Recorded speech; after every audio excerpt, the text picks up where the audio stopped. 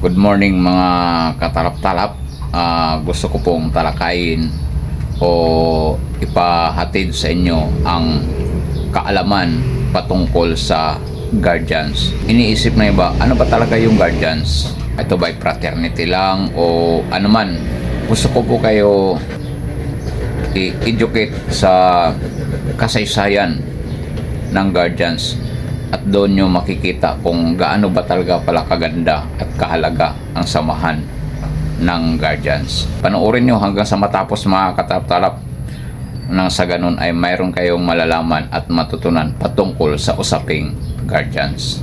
Ang simula ng Diablo Squad at ang bawal na kapatid noong unang panahon, bago pa man umalingaw-ngaw ang pangalang Guardian sa buong kapuluan, may isang samahang tahimik ngunit matatag, ang Diablo Squad.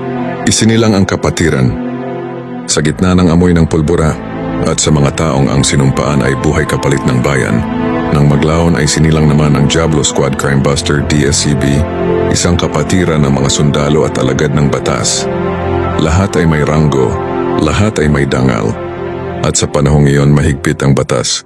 Walang sibilyan ang maaaring pumasok sa samahan, hindi dahil sa pagmamataas kundi dahil sa prinsipyo. Ang DSCB ay binuo sa disiplina ng serbisyo.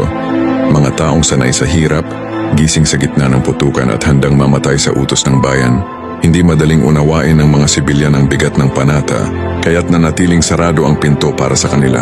Ngunit habang lumilipas ang panahon, nakita ng mga mandirigmang ito ang mga sibilyang kasing tapang din nila.